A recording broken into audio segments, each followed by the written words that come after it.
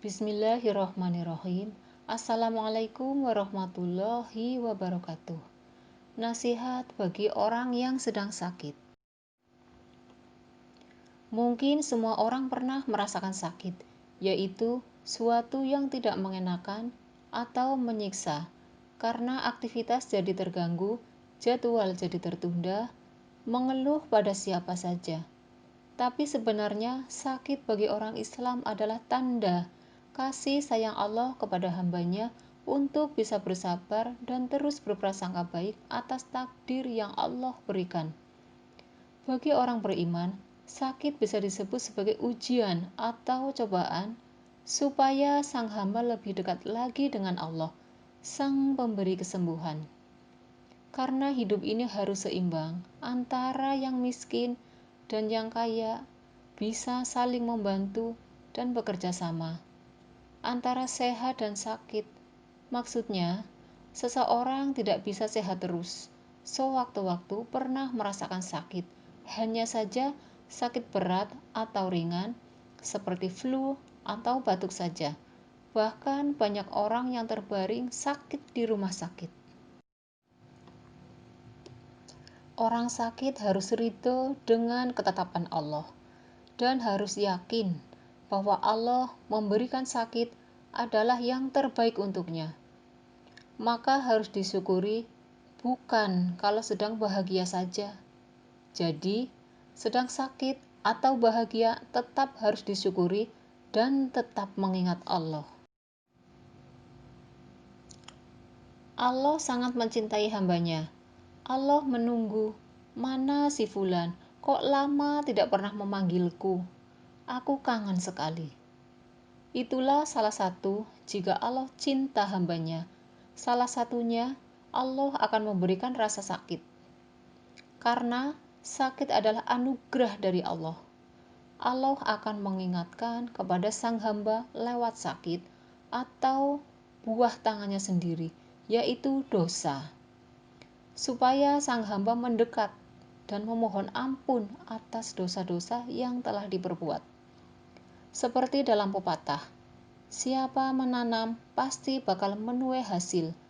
Siapa berbuat buruk atau menyakiti orang lain pasti besok akan dapat balasannya atau hasil dari buah tangannya sendiri.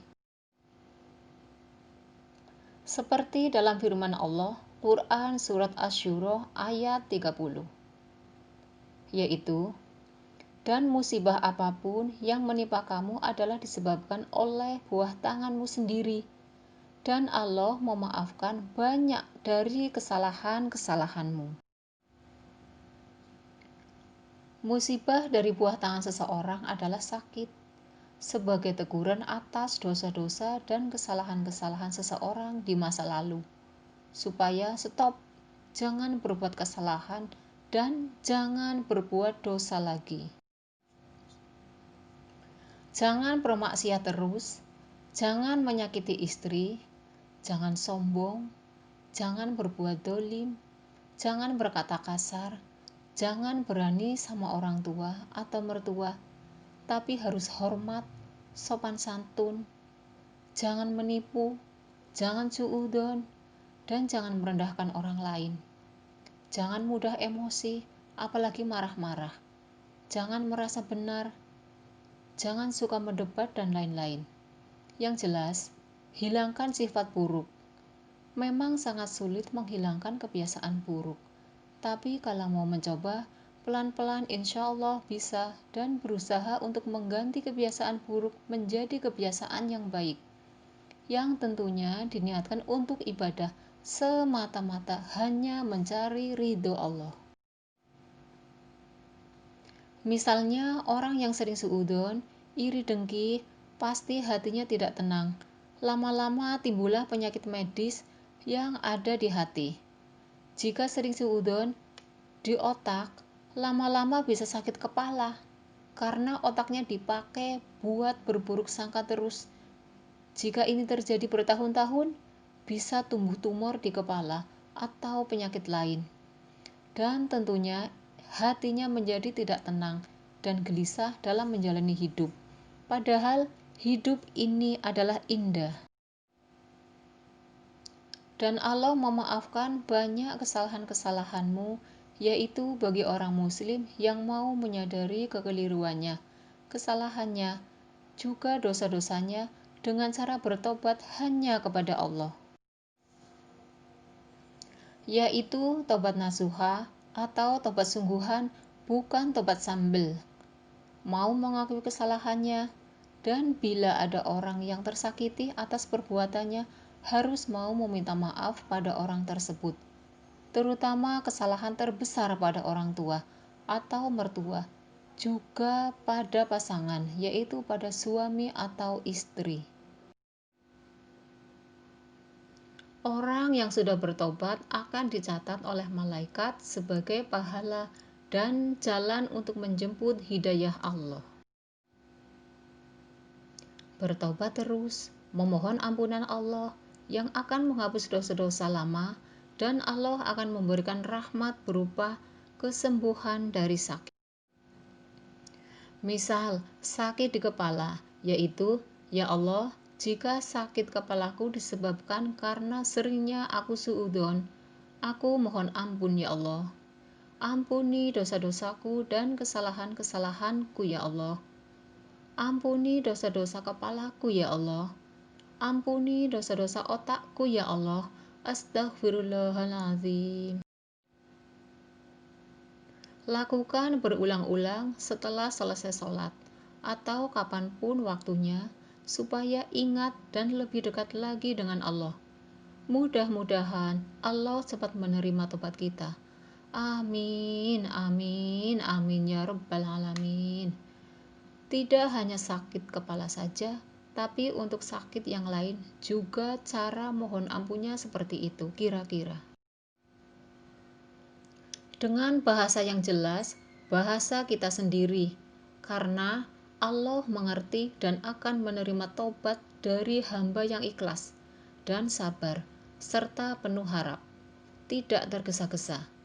Bisa sehari atau 2 bulan, atau 1 tahun, bahkan bertahun-tahun, sesuai kadar dosa dan kesalahan yang telah dilakukan selama ini. Jadi, jangan menuntut baru tobat sekali, minta langsung dikabulkan.